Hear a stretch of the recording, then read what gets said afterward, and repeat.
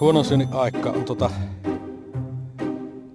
tämmönen tekniikka, kun nyt näitä reikiä on siunautunut tänne, niin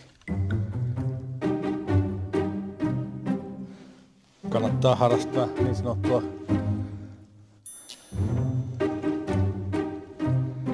mä voisin kuhtua tätä vaikka niin tämä stondistekniikka, eli suomeksi sanottuna seisontapilkkimistä.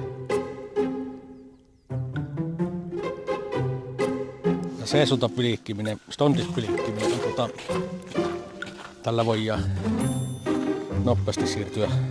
Ei kannata ihan kököttämään siihen yhdelle reijälle.